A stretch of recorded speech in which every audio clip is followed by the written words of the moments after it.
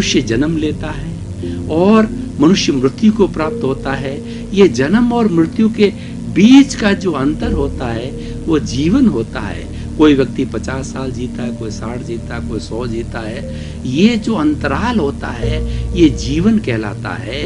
और इस जीवन में संयोग और वियोग दोनों जुड़े हुए हैं। व्यक्ति जब जन्म लेता है उसके साथ साथ में उसकी मृत्यु का समय भी निश्चित होकर के आता है, तभी जीव इस शरीर के अंदर आता है। जब तक उसकी मृत्यु निश्चित नहीं होती है तब तक इस शरीर को धारण नहीं करता है। 84 लाख जीवायोनि का कोई भी प्राणी जो है जब तक उस शरीर को धारण नहीं करेगा, जब तक कि उसकी मृत्यु का समय निश्चित नहीं हो जाता। यानी हर संयोग के साथ वियोग जुड़ा हुआ रहता है।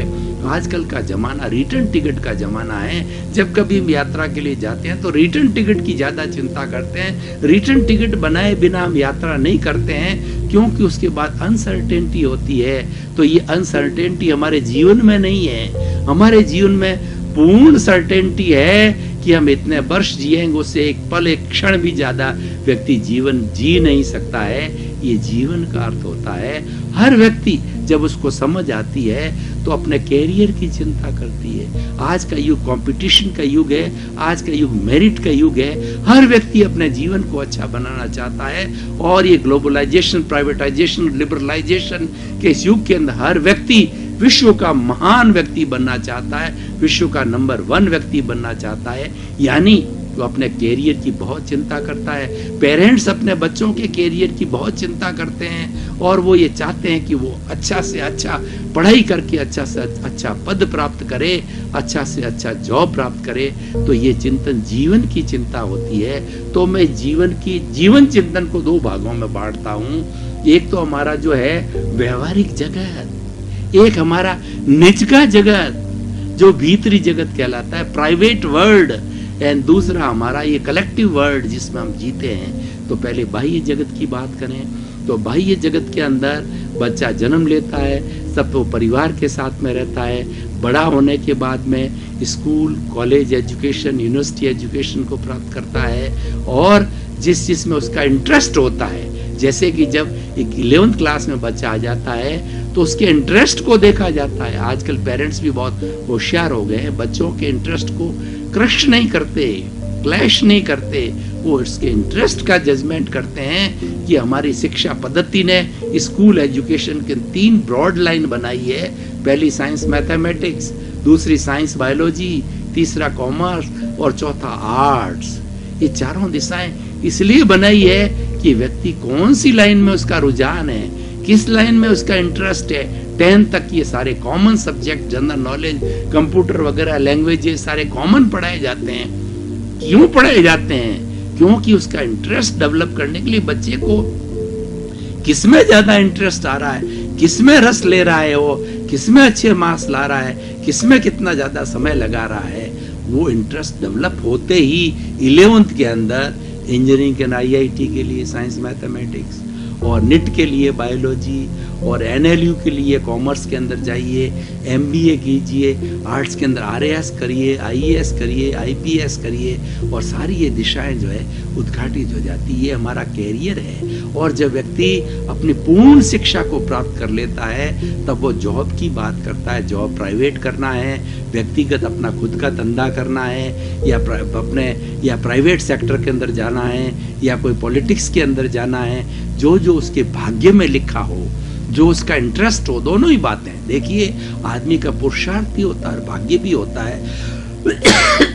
पुरुषार्थ और भाग्य एक सिक्के के 2 पहलू है, एक दूसरे के पूरक है, एक दूसरों को अलग नहीं किया जा सकता है, कॉम्प्लीमेंट्री टू ईच अदर है।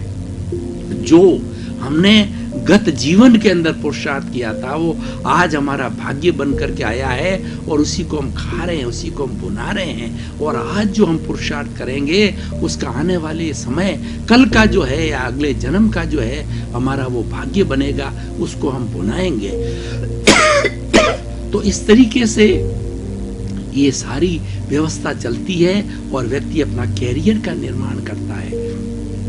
अपने जीवन चिंतन की बात करता है। अब मैं दूसरे प्राइवेट जगत की बात करता हूँ कि हमको भौतिक जगत के साथ साथ में हमारा जो प्राइवेट जगत है उसके भी जीवन चिंतन की बात करनी चाहिए। उसके जीवन चिंतन के लिए हमने भीतर जाने का सोचना चाहिए।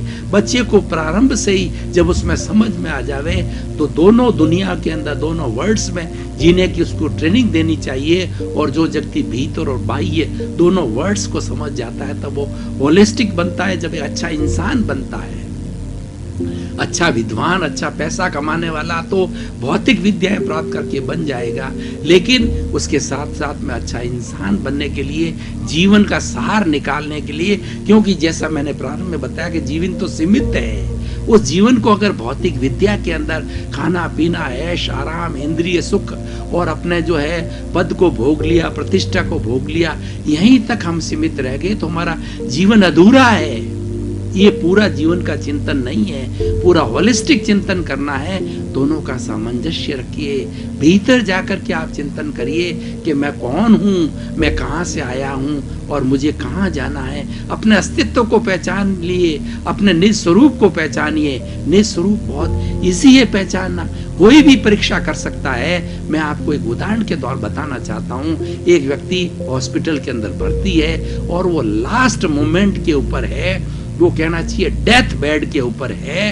तो उस वक्त हम देख रहे हैं वो व्यक्ति हलन चलन कर रहा है और धीरे धीरे बोल भी रहा है, आंखें खुल रही है, उसका सारा शरीर हलन चलन करता है। लेकिन थोड़ी देर के बाद हम देखते हैं अंसा जब उड़ जाता है, जब हमारा चेतन तत्व चला जाता है, आत्म तत्व चला जाता है, मूल चीज चली जाती है, तो उसके बाद के अंदर डॉक्टर डिक्लेयर करता है now he is dead, now it is a dead body. और डेड बॉडी होने के बाद के अंदर हमारे समाज के लोग आते हैं तो उसको घर ले जाते हैं, नहलाते हैं और करते हैं जल्दी कीजिए, इसमें दुर्गंध हो रही है, उसका खून है, सारा वो पानी बन गया है और इसकी आंखें वगैरह है और कीड़े मकोड़े आ रहे हैं। इस तरीके से उसको जला दिया जाता है। और मुस्लिम लोग होते हैं वो गाड़ देते हैं, अपनी अपनी पद्धति होती है। और कई जो है दूसरे जो जेरूसलियन हैं, वो जोरास्ट्रियंस लोग, पारसी लोग हैं, वो पेड़ के ऊपर लटका देते हैं डेड बॉडी को। अपनी अपनी व्यवस्था है, इसके पीछे बड़े बड़े लॉजिक मैं उसमें नहीं जाना चाहता हूँ। मैं ये कह रहा हूँ कि जीवन चिंतन करने के लिए हमें स्वरूप को पहचानना है, उसकी साक्षी में काम करना है। जैसा मैंने बताया उसकी साक्षी थी जो बोल रहा था और उसकी साक्षी चली गई, हंसा उड़ गया तो खेल खत्म। यानी जब तक सांसा जब तक आशा, ये कहा जाता है। इस तत्व को पकड़ो, ये निस्वरूप है, यही हमारा जीवन का सही चिंतन है। आप बाह्य विकास करो, कोई दिक्कत नहीं है, पर सारा विकास जो है आत्म साक्षी के साथ में करना चाहिए।